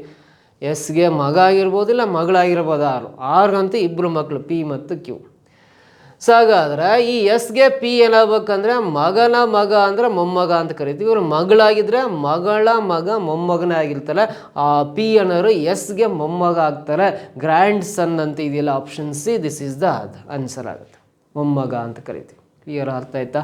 ಈ 9th question. Next 10th question ಬರೋಣ. ಮುಂದಿನ ಪ್ರಶ್ನೆ. In a junior college with 500 students, 250 students study mathematics and 200 students study biology and 100 students study neither mathematics nor biology. How many students study both mathematics and biology ಅಂತ ಇದೆ ನೋಡ್ರಿ. ಇಲ್ಲಿ ಇದಕ್ಕೆ when diagram through answer ಮಾಡ್ರೆ ಇನ್ನೂ clarity ಸಿಗುತ್ತೆ. First ಒಂದು rectangle ಬರ್ಕೊಳ್ಳೋಣ. Rectangle ಬರ್ಕೊಂಡು ಇಲ್ಲಿ 2 ಸಬ್ಜೆಕ್ಟ್ಸ್ ಇದಾವೆ. ಒಂದು ಮ್ಯಾಥಮೆಟಿಕ್ಸ್ ಇದೆ, ಇನ್ನೊಂದು ಬಯೋಲಜಿ ಇದೆ. ಎಮ್ ಅಂದರೆ ಮ್ಯಾಥಮೆಟಿಕ್ಸ್, ಬಿ ಅಂದರೆ ಬಯೋಲಜಿ ಬರ್ಕೊಂಬಿಟ್ಟು. ಸೊ ಇಲ್ಲಿ ಟೋಟಲಿ ಎಷ್ಟಿದ್ದಾರೆ ಒಂದು ಜೂನಿಯರ್ ಕಾಲೇಜಲ್ಲಿ ಅಂದರೆ 500 ಜನ ಸ್ಟೂಡೆಂಟ್ಸ್ ಇದ್ದಾರೆ. 500 ಬರೀತಾ ಇದ್ದೀನಿ, 500 ಮೇಲ್ಗಡೆ ಟಾಪಲ್ಲಿ. ಅದರಲ್ಲಿ 100 ವಿದ್ಯಾರ್ಥಿಗಳು ಗಣಿತ ಅಥವಾ ಜೀವಶಾಸ್ತ್ರ ಯಾವುದನ್ನು ಅಧ್ಯಯನ ಮಾಡಲ್ಲ. ಅಂದರೆ ಈ ಗಣಿತ ಮತ್ತು ಜೀವಶಾಸ್ತ್ರದಿಂದ ಆಚೆ 100 ಬರ್ಕೋಬೇಕು. ಆಚೆ 100 ಬರ್ಕೊಂಡಿವೆ ಅಂದರೆ ಇಲ್ಲಿ ಬರೆಯೋ ಸಂಖ್ಯೆ, ಇಲ್ಲಿ ಬರೆಯೋ ಸಂಖ್ಯೆ, ಇಲ್ಲಿ ಬರೆಯೋ ಸಂಖ್ಯೆ, ಈ 3 ಕೂಡಿರ ಇನ್ನು 400 ವಿದ್ಯಾರ್ಥಿಗಳಾಗಬೇಕು. ಟೋಟಲ್ 500 ವಿದ್ಯಾರ್ಥಿಗಳಲ್ಲಿ 100 ವಿದ್ಯಾರ್ಥಿಗಳು ಇವೆರಡೂ ಸಬ್ಜೆಕ್ಟನ್ನು ಓದಲ್ಲ ಅಂದಮೇಲೆ ಇನ್ನು ಉಳಿದಿರೋ 400 ವಿದ್ಯಾರ್ಥಿಗಳು ಗಣಿತ ಆದರೂ ಓದಬೇಕು, ಬಯಾಲಜಿ ಆದರೂ ಓದಬೇಕು, ಅಥವಾ ಎರಡನ್ನಾದರೂ ಓದಬೇಕು. ಸೊ ಇದರಲ್ಲಿ ನೋಡ್ರಿ, ಇನ್ನು 400 ಜನ ಅಷ್ಟೇ ನಾವು ಬರೀಬೇಕು. ಟೋಟಲ್ 500 ಜನದಲ್ಲಿ 100 ಜನ ಎರಡೂ ಸಬ್ಜೆಕ್ಟ್ ಓದಲ್ಲ ಅಂದರೆ ಇನ್ನು 400 ಜನ ಬರೀಬೇಕು. ಇಲ್ಲಿ ಇಲ್ಲಿ ಇಲ್ಲಿ ಸೇರಿ 400 ಆಗ್ಬೇಕು. ಅದರಲ್ಲಿ 250 ಜನ ಗಣಿತವನ್ನು, 200 ವಿದ್ಯಾರ್ಥಿಗಳು ಜೀವಶಾಸ್ತ್ರವನ್ನು. ಅಂದರೆ 250 + 200 ಅಂದರೆ ಕೂಡಿದರೆ 450 ಆಗುತ್ತೆ. ಈ 450ರಲ್ಲಿ ಈ 400ನ್ನು ಮೈನಸ್ ಮಾಡ್ಕೋಬೇಕು. ಇನ್ನು 50 ವಿದ್ಯಾರ್ಥಿಗಳೇನಿದಾರಲ್ಲ ಎರಡೂ ಸಬ್ಜೆಕ್ಟನ್ನು ಓದ್ತಾರೆ ಅಂತ. ಟೋಟಲ್ ಗಣಿತ ಹೋದ್ರೆ 250, ಬಯಾಲಜಿ ಹೋದ್ರೆ 200 ಇದೆಯಲ್ಲ, 250 + 200 ಅಂದರೆ ಟೋಟಲ್ 450 ಆಗುತ್ತೆ. ಬಟ್ ಅಲ್ಲಿರೋದೇ 400 ಜನ ಸ್ಟೂಡೆಂಟ್ಸು.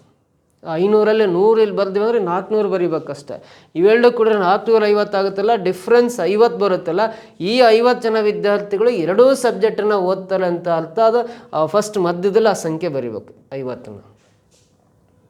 ಇದನ್ನೇ ಕೇಳಿರೋದು. ಗಣಿತ ಮತ್ತು ಜೀವಶಾಸ್ತ್ರ ಎರಡೂ ಎಷ್ಟು ವಿದ್ಯಾರ್ಥಿಗಳು ಅಧ್ಯಯನ ಮಾಡುತ್ತಾರೆ ಅಂದರೆ 50 ವಿದ್ಯಾರ್ಥಿಗಳು. ಫಸ್ಟ್ ಆಪ್ಷನ್ ಏನೇ ಕರೆಕ್ಟು, ಮುಗಿದೋತ್ ಲೆಕ್ಕ.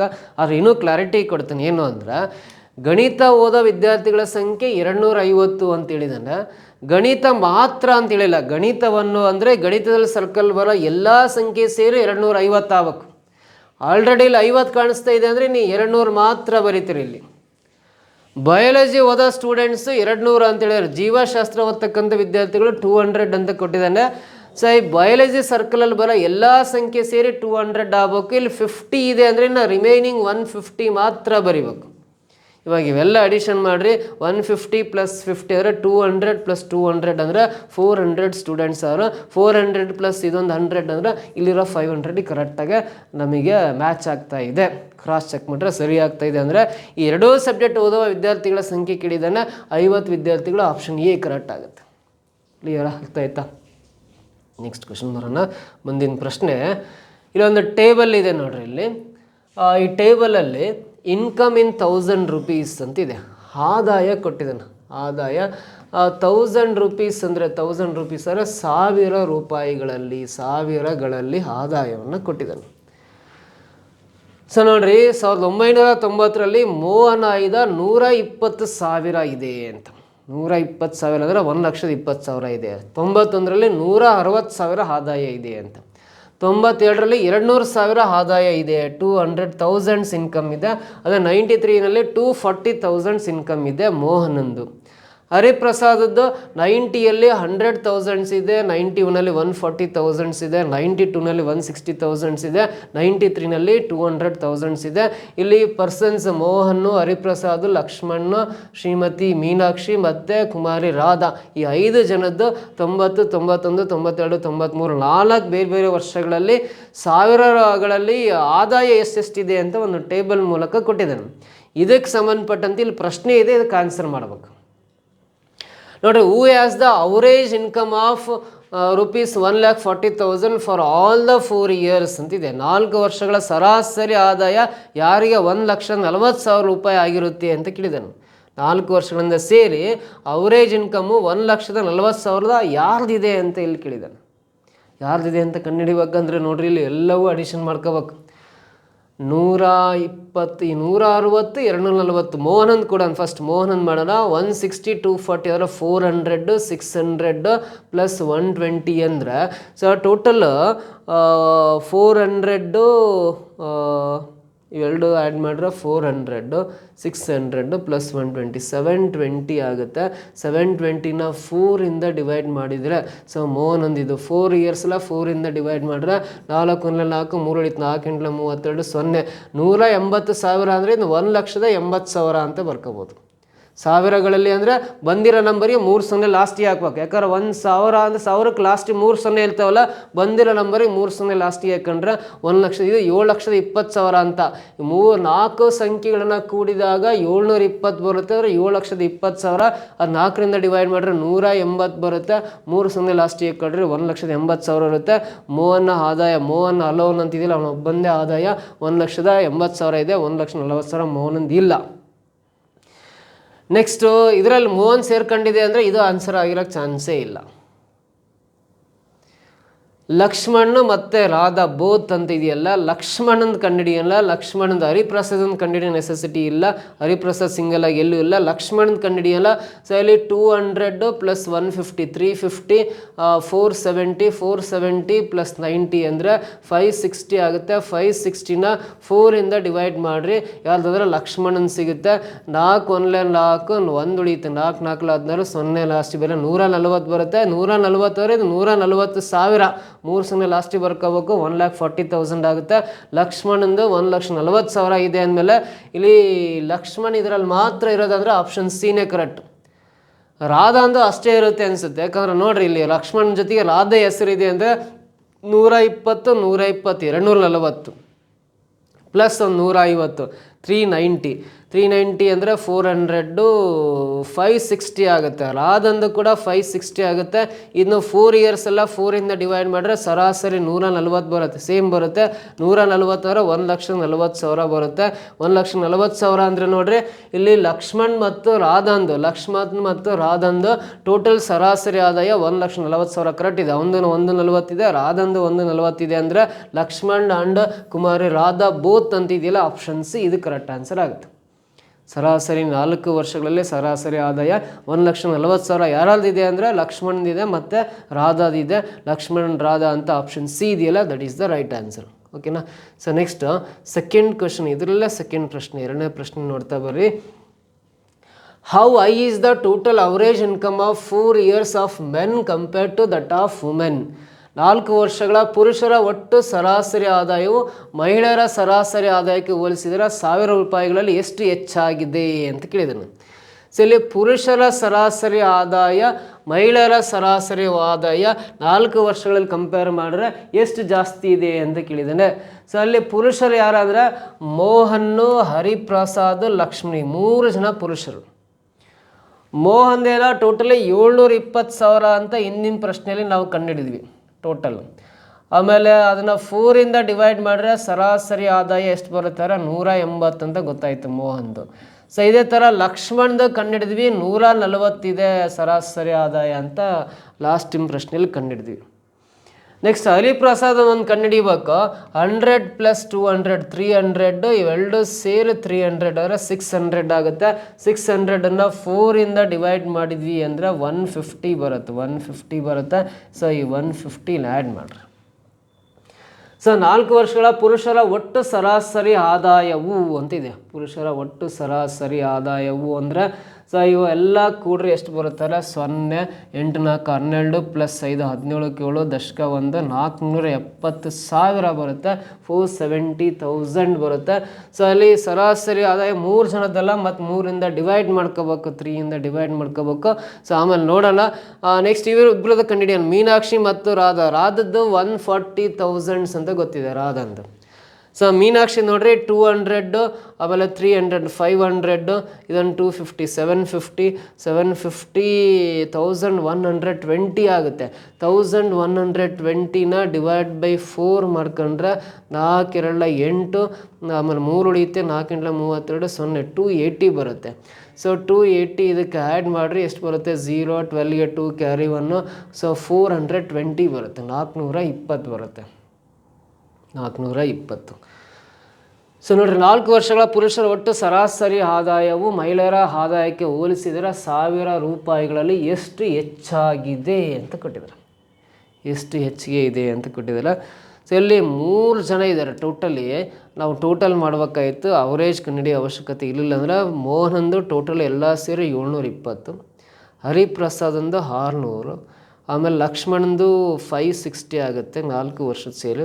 ಸೊ 0 ಇಲ್ಲಿ 8 ಬರುತ್ತೆ. ಇಲ್ಲಿ 7 6 13 + 5 11 + 7 18, 1880 ಬರುತ್ತೆ. 1880ಕ್ಕೆ 3 ಜನ ಇದ್ದಾರಲ್ಲ, 3ಇಂದ ಡಿವೈಡ್ ಮಾಡಿರಿ. 3 6 18, 3 2 6, ಇನ್ನು ಎಷ್ಟು ಉಳಿಯುತ್ತೆ ಅಂದರೆ 2 ಉಳಿಯುತ್ತೆ. 3 6 18, ಇನ್ನೆರಡು ಉಳಿಯುತ್ತೆ. 66.67 ಸಮಥಿಂಗ್ ಆಗುತ್ತೆ. ಇದು 3 ಜನ ಪುರುಷರದು. ಮಹಿಳೆಯದು ನೋಡ್ರಿ, ರಾಧಂದು ಟೋಟಲ್ ಎಷ್ಟು ಬರುತ್ತೆ? 560 ಬರುತ್ತೆ. ಮೀನಾಕ್ಷಿದು 1,120 ಇದೆ. ಇವೆರಡು ಆ್ಯಡ್ ಮಾಡಿರಿ. 0 8 6 1, 1,680ನ 2 ಮೆಂಬರ್ಸ್ ಎಲ್ಲ 2ಇಂದ ಡಿವೈಡ್ ಮಾಡಿರಿ. 2 8 16, 2 4 8, 0 840 ಬರುತ್ತೆ.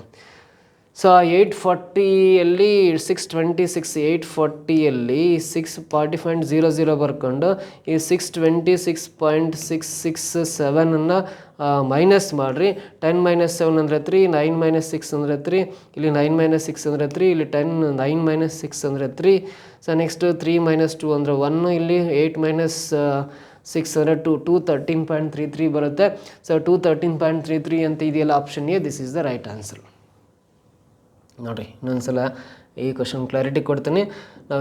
ನಾವು ಕ್ಲಮ್ಸಿಯಾಗಿ ಮಾಡೋದಕ್ಕಿಂತ ಮೋಹನ್ದು ಟೋಟಲಿ 4 ವರ್ಷದಿಂದ ಸೇರಿ ಎಷ್ಟಿದೆ ಅಂದರೆ 720,000 ಇದೆ ಮೋಹನ್ದು. ಹರಿಪ್ರಸಾದ್ ಅಂದರೆ ಇವು 4 ಸೇರಿದ್ರೆ ಎಷ್ಟಾಗುತ್ತೆ ನೋಡಿರಿ. ಸೊ ಇವು 300 + ಇವೆರಡು ಸೇರಿ 300, 600 ಆಗುತ್ತೆ. 600 ಬರೀಬೇಕು. ಸೊ ನೆಕ್ಸ್ಟು ಲಕ್ಷ್ಮಣ್ದು ಇವು 4 ಸೇರಿ ಎಷ್ಟಾಗುತ್ತೆ ಅಂದರೆ 560 ಆಗುತ್ತೆ. 560 ಬರ್ಕೊಂಡು ಈ 3 ಸಂಖ್ಯೆಗಳನ್ನು ಕೂಡಿದಾಗ ಎಷ್ಟು ಬರುತ್ತೆ? 13 + 5 18 ಬರುತ್ತೆ. ಸರಾಸರಿ ಬೇಕು, ಅವರೇಜ್ ಬೇಕು ಅಂದರೆ ಇಲ್ಲಿ 3 ಜನ ಇದ್ದಾರಲ್ಲ, ಇದು 3ಇಂದ ಡಿವೈಡ್ ಮಾಡ್ಕೋಬೇಕು. 3ಇಂದ ಡಿವೈಡ್ ಮಾಡಿದ್ರೆ 3 6 18, 3 2 6, 3 6 18. ಸೊ ನೆಕ್ಸ್ಟ್ ಉಳಿತಾರೆ 6 ಸಮಥಿಂಗ್ ಇದೆ, ಕಂಟಿನ್ಯೂ ಆಗ್ತಾ ಹೋಗುತ್ತೆ. 6 ಅಂತಲೇ ಬರಿತಾ ಹೋಗ್ಬೋದು. ಸೊ ನೆಕ್ಸ್ಟು ಮೀನಾಕ್ಷಿದು 4 ವರ್ಷದಿಂದ ಸೇರಿ ಎಷ್ಟಾಗುತ್ತೆ ಅಂದರೆ 1,120 ಬರುತ್ತೆ. 1,120,000. ರಾಧಂದು 4 ವರ್ಷ ಸೇರಿ ಅಡಿಷನ್ ಮಾಡಿರಿ, 560 ಬರುತ್ತೆ. ಇವೆರಡು ಅಡಿಷನ್ ಮಾಡೋಣ.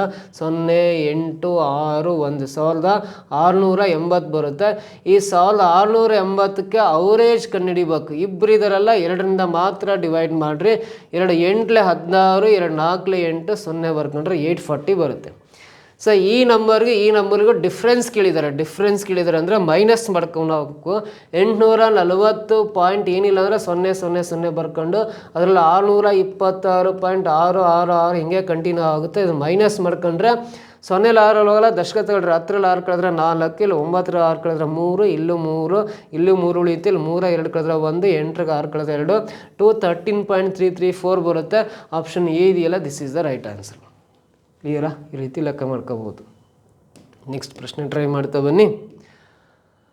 ಸೊ ಇದೇ ಟೇಬಲ್ಗೆ ಸಂಬಂಧಪಟ್ಟಂತೆ third question. What is in round figures the ratio between the total income of men and that of women for all years ಅಂತ ಇದೆ. ಸೊ ಎಲ್ಲ ವರ್ಷದಿಂದ ಸೇರಿ ಟೋಟಲ್ ಇನ್ಕಮ್ ಆಫ್ ಮೆನ್ನು ಮತ್ತು ವುಮೆನ್ದು ರೇಷಿಯೋ ಕಂಡುಹಿಡಿಬೇಕು. ಇಲ್ಲೇ ಹಿಂದಿನ ಪ್ರಶ್ನೆಯಲ್ಲಿ ಇದೆ ಅದಕ್ಕೆ ಸೊಲ್ಯೂಷನ್ನು. ಎಲ್ಲ ವರ್ಷಗಳ ಪುರುಷರ ಒಟ್ಟು ಆದಾಯ ಮತ್ತು ಮಹಿಳೆಯರ ಒಟ್ಟು ಆದಾಯದ ನಡುವಿನ ಅನುಪಾತವು ಸರಿಸುಮಾರು ಎಷ್ಟು ಅಂತ ಕೊಟ್ಟಿದ್ದಾನೆ. ಇಲ್ಲಿ ಪುರುಷರ ಒಟ್ಟು ಆದಾಯ ಎಲ್ಲ ವರ್ಷದಿಂದ ಸೇರಿ 1880 ಇದೆ. 1880 ಅನ್ನೋದು ಪುರುಷರ ಎಲ್ಲ ವರ್ಷಗಳಿಂದ ಸೇರಿ ಒಟ್ಟು ಆದಾಯ, ಮೆನ್ದು ಒಟ್ಟು ಆದಾಯ. ನೆಕ್ಸ್ಟ್ ವುಮೆನ್ ಇಬ್ಬರು ಇದ್ದಾರಲ್ಲ, ಅವರ ಒಟ್ಟು ಆದಾಯ ಎಷ್ಟಿದೆ ಎಲ್ಲ ವರ್ಷದಿಂದ ಸೇರಿ 1480 ಇದೆ ಅಂತ ಹಿಂದಿನ ಪ್ರಶ್ನೆಯಲ್ಲೇ ಕಂಡುಹಿಡಿದ್ದೀವಿ. 1480 ಬರ್ಕೊಂಡು ಈ ಎರಡು ಸಂಖ್ಯೆಗಳಿರ್ತಕ್ಕಂಥ ಅನುಪಾತ ರೇಷಿಯೋ ಕ್ಯಾಲ್ಕುಲೇಟ್ ಮಾಡ್ರಿ ಅಂತೇಳಿದ್ದಾರೆ. ಸೊ ರೇಷಿಯೋ ಕಂಡುಹಿಡಿದಾರ ಈ 0 ಕ್ಯಾನ್ಸಲ್ ಆಗುತ್ತೆ. ಸೊ ಯಾವ ನಂಬರಿಂದ ಡಿವೈಡ್ ಆಗ್ತವೆ? 4ರಿಂದ ಡಿವೈಡ್ ಆಗ್ತವೆ. 4 4 16, 2 ಉಳಿಯುತ್ತೆ, 4 7 28. ಸೊ 4 4 16, 4 2 8, 47:42 ಬಂತು. 47:42 ಆಪ್ಷನಲ್ಲಿ ಇದೆಯಾ? 47:42 ಯಾವ್ದಾದ್ರು ಆಪ್ಷನಲ್ಲಿ ಇದೆಯಾ ಅಂದರೆ ಇಲ್ಲ. ಸೊ ಇದೆಲ್ಲ ಮತ್ತೆ 2 ಇಂದ ಡಿವೈಡ್ ಮಾಡಿರಿ. 2 2 4, 2 3 6, 23.5 ಬರುತ್ತೆ. ಇದು 2 2 4, 2 1 2 ಬರುತ್ತೆ. 23.5:21 ಬರುತ್ತೆ. 23.5:21 ಆಪ್ಷನ್ ಇಲ್ಲ. ಇಲ್ಲಿ ಸರಿ ಸುಮಾರು ರೌಂಡ್ ಫಿಗರ್ಸಲ್ಲಿ ಹೇಳ್ರಿ ಅಂದರೆ ಇದನ್ನು 23:21 ಅಂತ ಆಪ್ಷನಲ್ಲಿ ಇದೆಯಲ್ಲ, ರೌಂಡ್ ಫಿಗರ್ಸಲ್ಲಿ ಹೇಳಿದ್ರೆ option C is the right answer. Round figures ಅಂದರೆ ನಿಯರೆಸ್ಟ್ ವ್ಯಾಲ್ಯೂಗೆ ಬರ್ಕೊಂತ ಹೋದರೆ 23:21 ಸಿ ಆಪ್ಷನ್ ಕರೆಕ್ಟ್ ಆಗುತ್ತೆ. ಇವು ಡಾಟಾ ಇಂಟರ್ಪ್ರಿಟೇಷನ್ ಸಂಬಂಧಪಟ್ಟಂತೆ ಪ್ರಶ್ನೆಗಳು. ಸೊ ಇವಿಷ್ಟು ಪ್ರಶ್ನೆಗಳನ್ನ ನೀವು ನೋಟ್ಬುಕ್ಕಲ್ಲಿ ಬರೆದು ಪ್ರಾಕ್ಟೀಸ್ ಮಾಡಿದ್ರೆ 100% ನಿಮ್ಮ ಎಕ್ಸಾಮಿಗೆ ಹೆಲ್ಪ್ ಆಗ್ತವೆ. ನೆಕ್ಸ್ಟ್ ವೀಡಿಯೋದಲ್ಲಿ ಮತ್ತಿನ್ನು ಬೇರೆ ಬೇರೆ ಪ್ರಶ್ನೆಗಳೊಂದಿಗೆ ನಿಮಗೆ ಸಾಲ್ವ್ ಮಾಡೋ ವಿಧಾನ ಹೇಳ್ಕೊಡ್ತೀನಿ. ಈ ವಿಡಿಯೋ ಇಷ್ಟ ಆಗಿದ್ರೆ ಒಂದು ಲೈಕ್ ಮಾಡಿ, ಕಮೆಂಟ್ ಮಾಡಿ, ನಿಮ್ಮ ಫ್ರೆಂಡ್ಸ್ಗೆಲ್ಲ ಶೇರ್ ಮಾಡ್ತಾ ಬನ್ನಿ. ನೆಕ್ಸ್ಟ್ ವೀಡಿಯೋದಲ್ಲಿ ಮತ್ತೆ ನಿಮ್ಮನ್ನ ಸಿಗ್ತೀನಿ. Thank you so much.